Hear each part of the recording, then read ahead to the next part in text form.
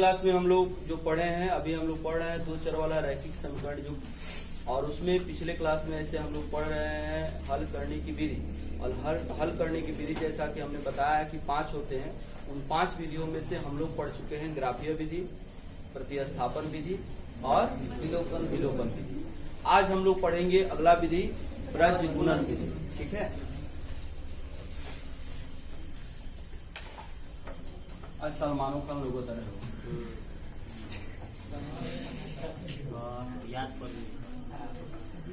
वज्र गुणन विधि,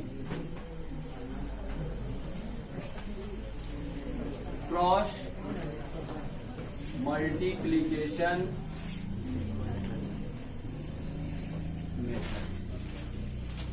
ठीक है, जैसे देखिए यह जो विधि हम लोग पढ़ रहे हैं, इस विधि में सबसे बड़ी खासियत क्या है कि जो विधि जैसे जैसे हम आगे बढ़ रहे हैं, आप देख रहे हैं कि पीछे वाली विधि से अगला विधि जो है वह थोड़ा सा आसान लग रहा है। जैसे पहला हमने पढ़ा ग्राफीय विधि, उसमें ज्यादा काम करना था, उससे कम करना था काम किसमें, प्रतिस्थापन में। उससे भी कम काम हमारा हो गया विलोपन में, और उससे भी कम काम हो जाएगा कहाँ पर, है ना। ऐसे जनरल वे में आप अगर समझ रहे हैं तो लगेगा कि जैसे जैसे हम आगे बढ़ रहे हैं हमारा काम आसान हो रहा है, और जो नहीं समझ में आता है तो लगता है कि जैसे जैसे आगे बढ़ रहे हैं काम भारी हो रहा है ना। अभी बात समझने की है। और इसमें जो 3 विधि हम लोग पढ़े हुए हैं, इसमें अगर किसी को कोई दिक्कत हो तो बोलिए। अभी हम लोग चैप्टर के एक्सरसाइज में प्रवेश नहीं किए हैं, हम सिर्फ इसका कॉन्सेप्ट बता रहे हैं, जिसके माध्यम से हम लोग उससे जुड़े, उसके द्वारा हम प्रश्न करने के तरीके को जाने, है ना।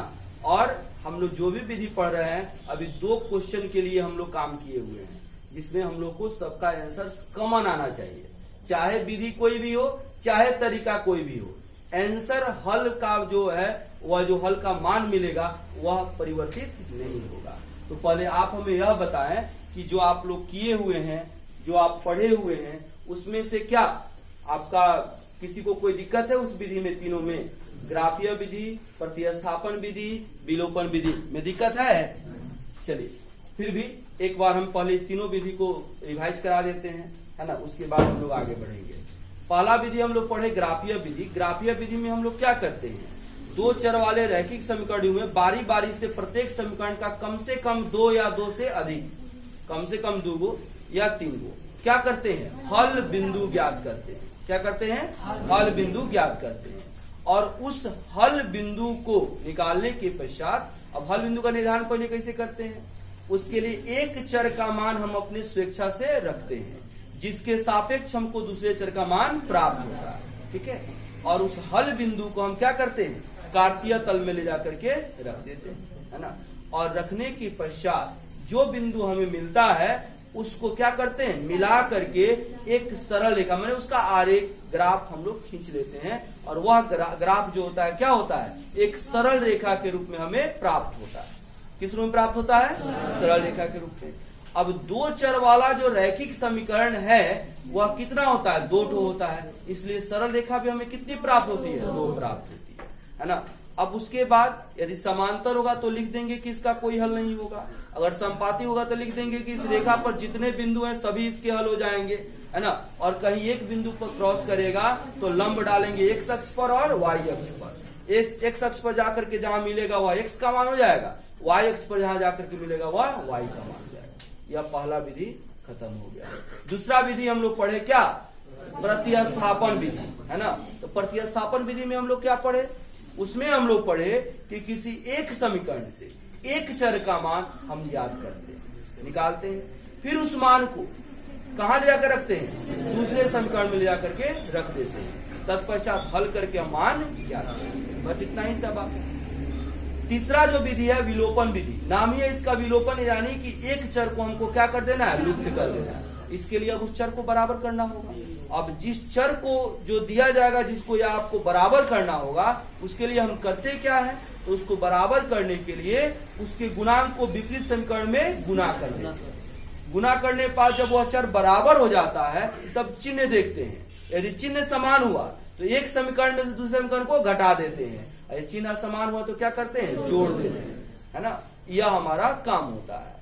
और उसके पश्चात हल करके हम क्या करते हैं, चर का मान ज्ञात कर लेते हैं। यही हम लोग पढ़े हैं, यही हमारा स्टेप है, यही हमारा कॉन्सेप्ट है। कॉन्सेप्ट को ध्यान में रखेंगे, कहीं कभी भी दिक्कत आपको नहीं होगा। क्लियर है? किसी को कोई दिक्कत? चलिए, अब आगे बढ़ने से पहले मैं बता दूं कि जो भी हमारे चैनल को नया व्यू करने वाले हैं, नए देखने वाले हैं, वह वीडियो को पूरा देखें, वीडियो समझ में आए, पढ़ाई समझ में आए, उसके पश्चात आप इसको लाइक कर सकते हैं, सब्सक्राइब कर सकते हैं, शेयर कर सकते हैं और कंटिन्यू आप अपने पढ़ाई को जारी रख सकते हैं और इसे आप लाभ ले सकते हैं। तो आइए हम लोग देखते हैं ब्रज गुणन विधि। सबसे पहले इसके फॉर्मूला को डायरेक्ट हम कैसे पहुंचा देंगे, उसके बाद हम निकालेंगे कि कैसे हम इसको मतलब कि फॉर्मूला को बनाते हैं। अभी डायरेक्ट हम बता रहे हैं कि याद कैसे रख सकते हैं, बहुत आसान है ना। देखने पर फॉर्मूला बहुत भारी लगेगा, जब निकालेंगे तब, लेकिन फॉर्मूला जब काम करना होगा बहुत आसान है। देखिए कैसे हम आसानी से काम करते हैं। जैसे मान लेते हैं कि दो चर वाला रैखिक समीकरण युग्म दिया गया, a1x plus b1y plus c1 बराबर 0, फिर a2x b2y प्लस c2 बराबर 0। इसको 1 कर दिए, इसको 2 कर दिए, हो गया। अभी हम लोग सिर्फ फॉर्मूला के लिए सोचेंगे, फॉर्मूला को निकाल रहे हैं, ठीक है। x बटा, अभी x वाले को छोड़ देंगे, अब बाकी जो बचा उसका गुणांक लिखेंगे, उसका गुणांक यानी कौन है बोलिए, b1 b2 c1 हो गया। फिर देखिए y, तो y वाले को छोड़ देंगे, उसके बाद वाले को लिखेंगे, तो क्या है c1 c2, इसके बाद वाला।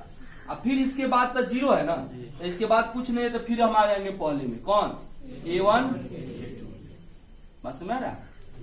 फिर अब इसके बाद तो इसमें कोई चर नहीं है, तो कोई चर नहीं है तो c1 और c2 का गुणांक कितना हो गया, कितना हो गया। अब इसको छोड़ देंगे तो इसके बाद 0, अब उसके बाद कौन यह आएगा ना, यानी कौन a1 a2 b1 b2 हो गया।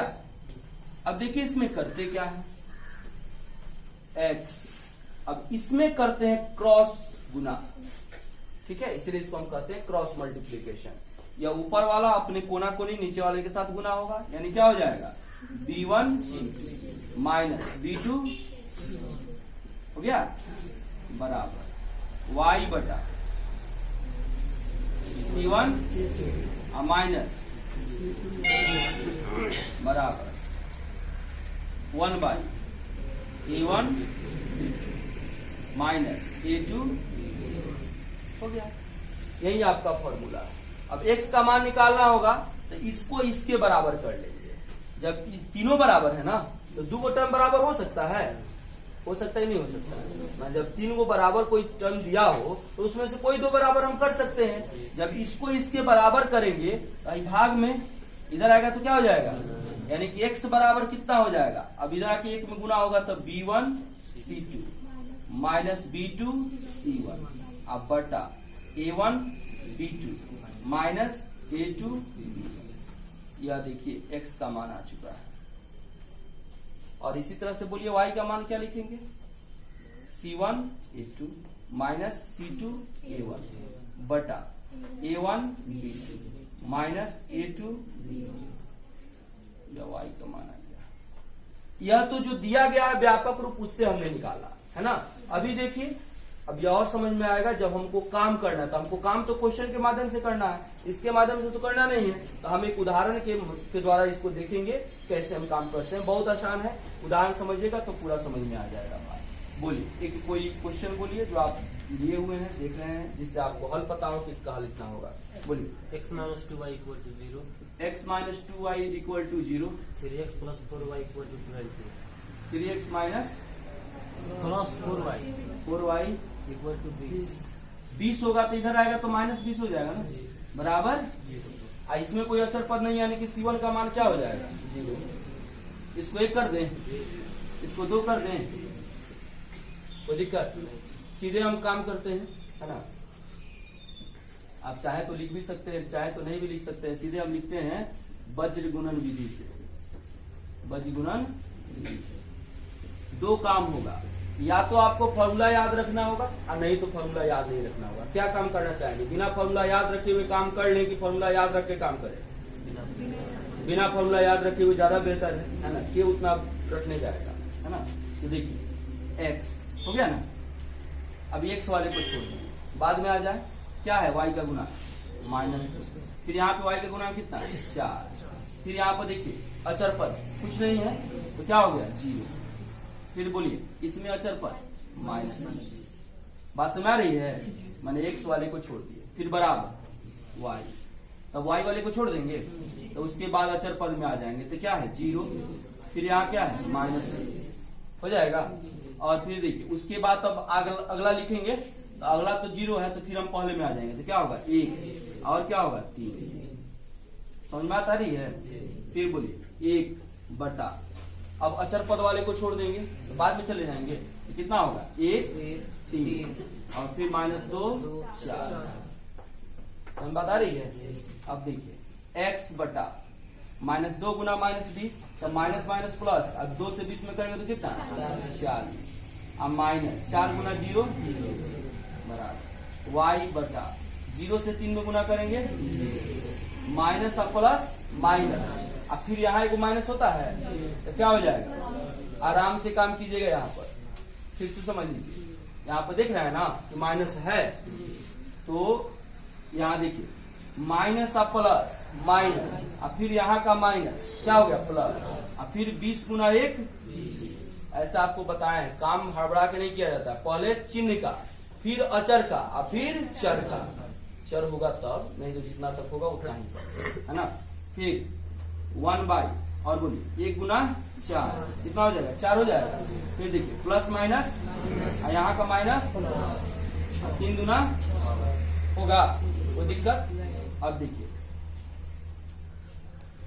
अभी क्या हो जाएगा, इतना को इसके बराबर करेंगे, अब बोलिए x बटा 40, अब x बटा 40 अब बराबर किसके करेंगे 1 बटा 6 4 हो जाएगा, ये क्या हो जाएगा x बराबर 40 बटा 10, कितना हो गया, देखिए तो 4 बनाया था, फिर क्या करेंगे बोलिए, अब y को बराबर कर, अब y बटा 0 अब 20 कितना 20, अब बराबर 1 बटा कितना, तो y बराबर 20 बटा 10,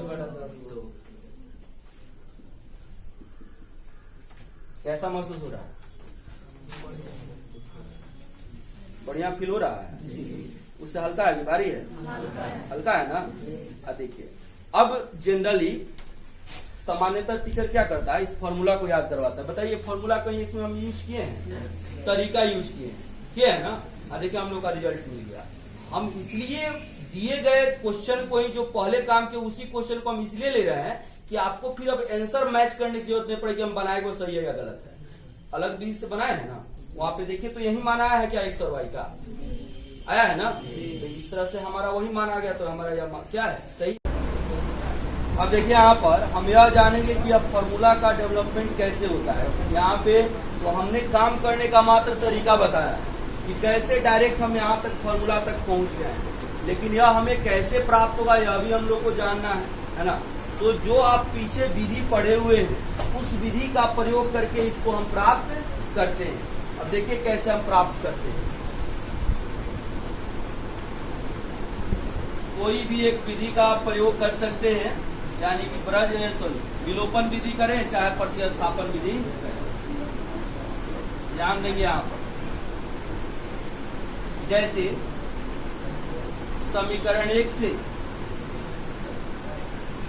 क्या होगा बताइए, a1x plus b1y plus c1 बराबर 0, किसी एक चर का मान निकाल लेंगे, a1x बराबर ये दोनों को इधर कर देंगे माइनस b1y और माइनस c1, x बराबर माइनस b1y माइनस c1 अब बटा हो जाएगा। अब क्या करेंगे बोलिए, x का मान किसमें रख देंगे 2 में, x का मान समीकरण 2 में रखने पर, 2 में रखने पर, ठीक है, रखेंगे 2 में तो क्या हो जाएगा a2 और x के जगह पर यह पूरा मान आ जाएगा कितना माइनस b1y माइनस c1 बटा हो जाएगा। उसके बाद plus v1y plus sir v2y होगा v2y प्लस c2 बराबर 0 हो जाएगा। अब a2 से गुना कर देंगे ना, माइनस a2 b1y हो जाएगा। अब plus minus minus a2 c1 लिख सकते हैं। और देखिए बटा कितना हो जाएगा, a1 plus b2y plus c2 बराबर, अब देखिए a1 लघुत्तम हो जाएगा, तो लघुत्तम हो जाएगा, फिर इधर आकर के 0 में गुना होगा तो 0 हो जाएगा, और a1 जब लघुत्तम होगा तो इसमें गुना हो जाएगा ना। तो क्या लिखे, minus a2 b1y minus a2 c1 plus a1 b2 y plus c2 a1 बराबर हो जाएगा। अब देखिए, अब यहाँ पे y वाला आया है, y वाला आया है, y कॉमन ले लें, y कॉमन ले लेंगे तो यहाँ बच जाएगा कितना, a1 b2 और माइनस a2 b1 लिख सकते हैं, और प्लस c2 a1 और माइनस c1 a2 बराबर कितना हो जाएगा। अब इसको इधर लाते हैं तो y बराबर क्या होगा बताइए, माइनस वाला इधर आएगा तो प्लस हो जाएगा। क्या लिखेंगे बोलिए, c1 a2 और माइनस c2 a1 हो जाएगा। c1 a2 minus c2 a1, और यह गुना में इधर आएगा तो क्या होगा, बटा a1 b2 माइनस a2। अब देखिए तो y का मान जो निकाले हैं वो मिलाइए, कितना है मान,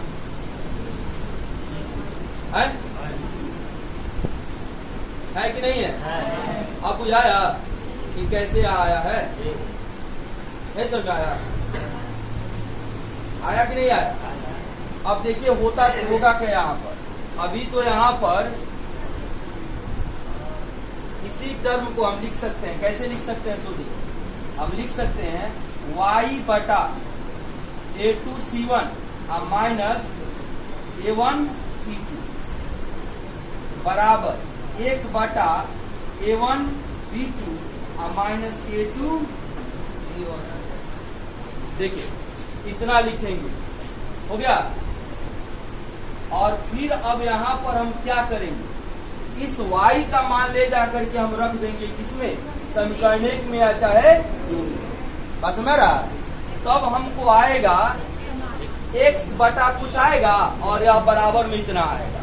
बस समीकरण 4 और 5 से तीनों बराबर हो जाएगा, जो लास्ट रिजल्ट आपका आया था ना उतना के बराबर आएगा।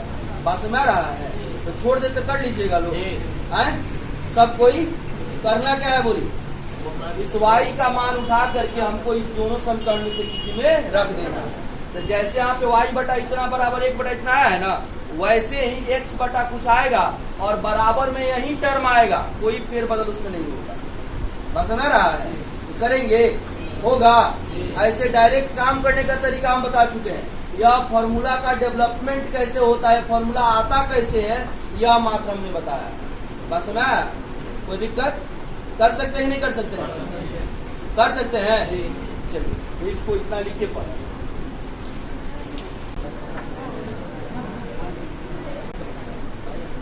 देखिए।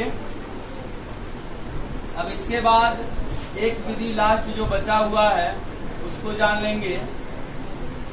यह कोई विधि नहीं है, इसीलिए इसके साथ ही बता दे रहे हैं, समझना है केवल, है ना। इसका नाम है क्या, रूपांतरण। रूपांतरण तो समझते हैं ना क्या, यानी कि उसके रूप में, उसके प्रकृति में बदलाव, है ना। और बदलाव करके जब काम करते हैं तब सामान्यतः हम लोग पढ़ क्या रहे हैं, 2 चर वाला रैखिक समीकरण युग्म, है ना। आपको कोई ऐसा समीकरण दे दिया जाए जो रैखिक में नहीं हो तो हम क्या करते हैं, उसको रैखिक में बदलते हैं, फिर काम करते हैं। इसीलिए इस विधि का नाम क्या दिया गया है? रूपांतरण विधि। यह आपके किताब का कोई विधि नहीं है, हम अपने मन से एक नाम इसको मात्र दे दिए। ठीक है, तो इसको हम उदाहरण के द्वारा ही समझेंगे। रूपांतरण विधि।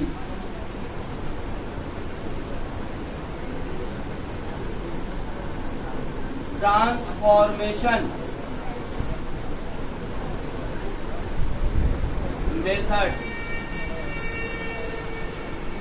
ट्रांसफॉर्मेशन मेथड, ध्यान दीजिएगा। जैसे आपको कोई समीकरण युग्म दिया जाए 1/3x प्लस 1/2y बराबर 2, और एक दे दिया जाए 1/2x प्लस 1/3y बराबर 13/6। ठीक है, ध्यान दीजिए। बताइए तो क्या यह दो चर वाला रैखिक समीकरण है?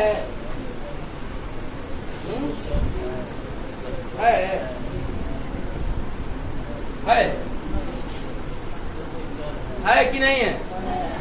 है। बताओ कैसे है? बोलो। दो गोचर है तो दो गोचर वाला रैखिक समीकरण हो गया, यही बताया है। बताओ दो चर वाला रैखिक समीकरण का क्या होता है परिभाषा? देखिए, जिसमें दो चर शामिल हो, हाँ, उसका अधिकतम घात मतलब 1 हो, हाँ, अब बराबर हो तो समीकरण हो गया। तो ठीक है, तो क्या सब गुण है इसमें? कौन गुण नहीं बता? सब गुण नहीं है तो कौन गुण नहीं है बताओ?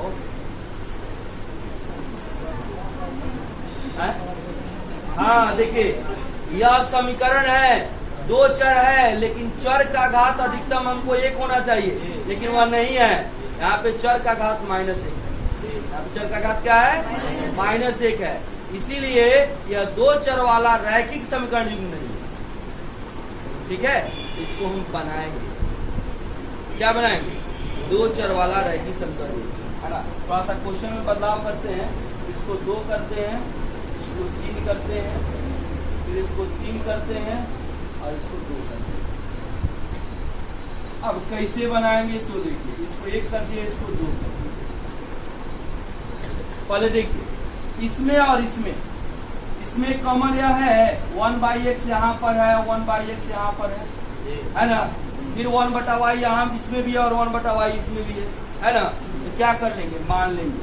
माना 1/x बराबर, अपने मन से कोई दूसरा चर मान लीजिए, है ना, तथा 1/y बराबर क्या मान लेते हैं? मान लिए। अब देखिए 1/x को तो मान लिए, ये हो गया। अब यहाँ पर मान रख देंगे तो बताइए क्या होगा? 2a।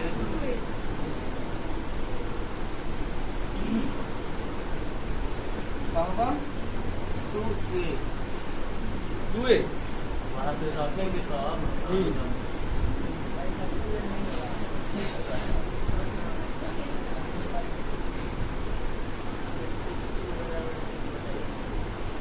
ऐसे लिखते हैं 1/2x को ऐसे लिखेंगे। आई कितना माने हैं?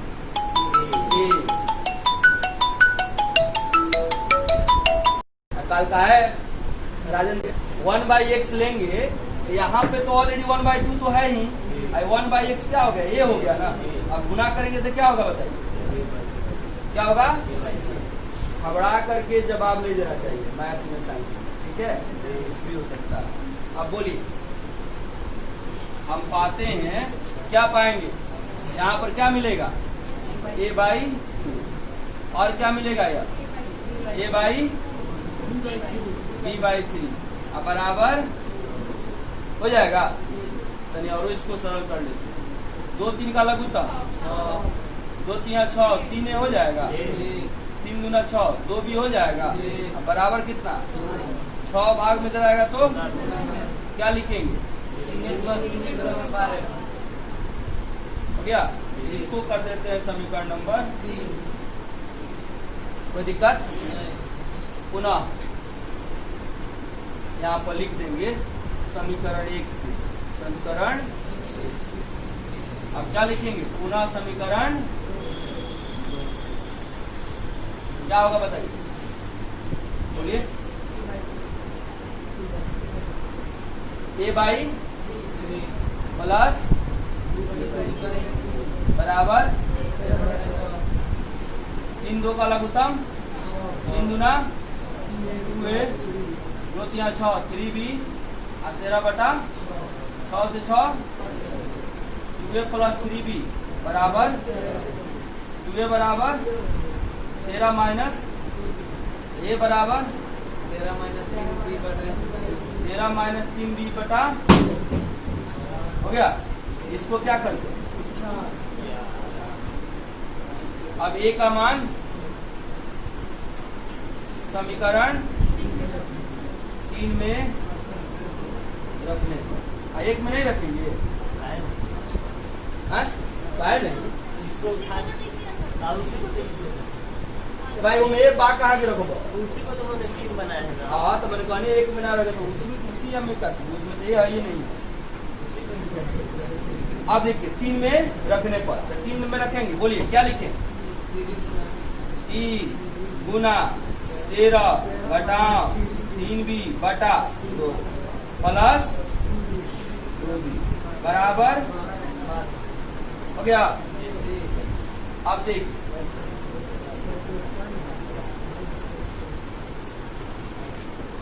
कितना समझ में आया? मैंने लिखे दिखाई दे रहा है? दिखाई दे रहा है? यहाँ ला। ठीक है, और आगे चल जाएगा। क्या हो जाएगा? 13 माइनस बटा प्लस बराबर 2 लघुत्तम यहाँ हो जाएगा, सीधे आकर के इधर सब में गुना हो जाएगा। 39 माइनस 9b और प्लस 4b बराबर 24। अब बोलिए क्या हो जाएगा? 39 को इधर कर दें तो माइनस 9b और प्लस 4b बराबर 24 माइनस 39 कितना हो जाएगा? तो b बराबर घटाइए 9 में से 4 जाएगा और 3 में से 2 जाएगा माइनस 15 बटा माइनस 5 कितना हो जाएगा? अब b को कितना माने देखिए तो 1 बाई वाई माने है ना, 1 बटा वाई बराबर 3, y बराबर 1 बटा 3, y बराबर क्या हो गया? हमको तो x y का मान निकालना है, तो वहां तक हम जाएंगे।